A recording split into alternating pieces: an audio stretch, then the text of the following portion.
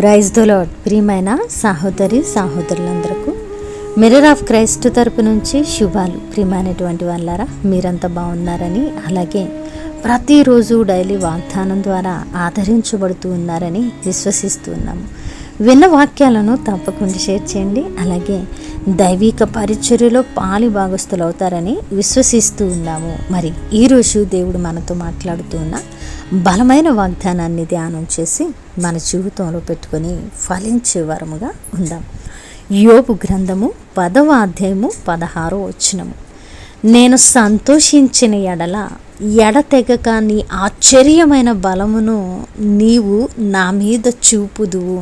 దేవుని నామానికి మహిమ, ఘనత, ప్రభావములు చెల్లిస్తున్నాను. ప్రియ సహోదరుడా, మరి మనము సంతోషించి, ఎప్పుడండి సంతోషం?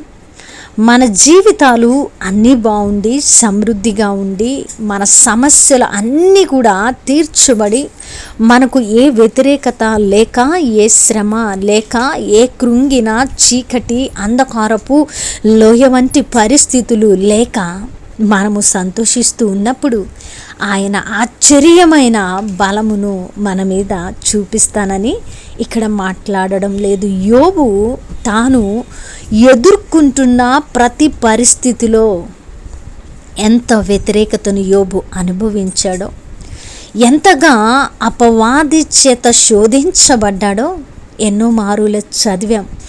యోబు భక్తుని గురించి ఎన్నో ప్రసంగాలు విన్నాం కదా. మరి యోబు ప్రతి విషయంలో దేవునికి కృతజ్ఞత కలిగి, దేవునికి లోబడి, మరి దేవుడు నా పట్ల అత్యధికమైన కృప కలిగిన వాడని, బలవంతుడని మరి యోబు నమ్మాడు. నమ్ముట బట్టి తాను అనుభవించిన ప్రతి వ్యతిరేకతలో కూడా సంతోషించి దేవుని మహిమపరచాడండి. అందును బట్టి ఎడతెగని దేవుని ఆశ్చర్యమైనటువంటి బలము మరి దేవుడు నా మీద చూపించే దేవుడుగా ఉన్నాడని యోబు భక్తుడు విశ్వాసముతో మాట్లాడుతున్న మాటలు. కాబట్టి ప్రియ సహోదరుడా, ఈరోజు సంతోషంగా ఉన్నప్పుడు దేవుని స్తుతించడం పెద్ద గొప్పైన విషయం ఏమీ కాదు. కానీ నీ పరిస్థితులు వ్యతిరేకంగా ఉన్నా, కష్టంగా ఉన్నా, ఇరుకుతో ఉన్నా, ఇబ్బందితో ఉన్నా, సమస్యలతో ఉన్నా, మరి అపనిందలు, అవమానాలు ఎదుర్కొంటూ ఉన్నా, ఎన్నో సంవత్సరాలుగా దేవుని సన్నిధిలో ఎదురు చూస్తూ ఉన్నా, మరి నీ పరిస్థితులు దేవునికి తెలియకుండా లేవని నువ్వు నమ్మి ఆ వ్యతిరేకతల్లోనే ఆయన యందు గనక సంతోషించి, నా దేవుడు నా పట్ల కలిగి ఉన్న ప్రణాళిక ఖచ్చితంగా యథార్థమైనది, నేను ఈ పరిస్థితుల్లో నడుస్తూ ఉన్నానంటే నా దేవునికి ఒక ఉద్దేశం ఉన్నదని నువ్వు నమ్మి ప్రతి విషయంలో కూడా నీవు సంతోషించగలిగితే ఎడతెగని ఆశ్చర్యమైన బలము ఆయన నీ మీద చూపించి సమయానుకూలంగా తగిన సమయమందు నిన్ను హెచ్చించే దేవుడు.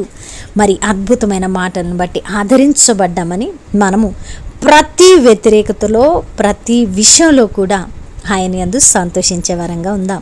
వినవాక్యం ఫలింపు కొరకు ప్రార్థన.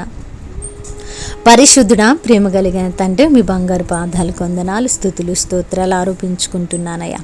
అయా, యోబుకున్న విశ్వాసం, యోబుకున్న భక్తి, యోబుకున్న తగ్గింపు మాకు కూడా అనుగ్రహించండి నాయన. మేము కూడా ప్రతి వ్యతిరేకతలో సంతోషించి ఎడతెగక నీకు ఆశ్చర్యమైన బలమును చూడడానికి ఇష్టపడే వారంగా విశ్వాసంలో ముందుకు వెళ్ళడానికి కృప చూపించమని ప్రభా. అలాగే నాయన తండ్రి, ఈ వాక్య విషయమై ఎవరైతే ప్రభా, అవును కదా, నేను ప్రతి విషయంలో సంతోషించి దేవుని ఆశ్చర్యమైన బలమును చూడాలి కదా అని ఎవరైతే ప్రభా తామును తాము సరి చేసుకోవడానికి ఇష్టపడుతూ మీ వాక్యాన్ని అంగీకరించారో వారి పట్ల వాగ్దానాన్ని నెరవేర్చి వారిని ప్రభా మీ కృపతో నింపి మీ ఆశ్చర్య కార్యాలతో వారి జీవితాలను కట్టమని ప్రార్థిస్తూ ఉన్నాను తండ్రి. అలాగే నాయన, ఈ పరిచర్యకు సహకరించే ప్రతి కుటుంబాన్ని దీవించి ఆశీర్వదించి బలపరచమని, చేసిన ప్రార్థనకు దీవెన జవాబు ఇచ్చిన్నారని నమ్ముతూ ఈ ప్రార్థన నజరుడనే యేసుక్రీస్తు నామమున సమర్పించి అడిగి వేడుకుంటున్నాము తండ్రి, ఆమేన్.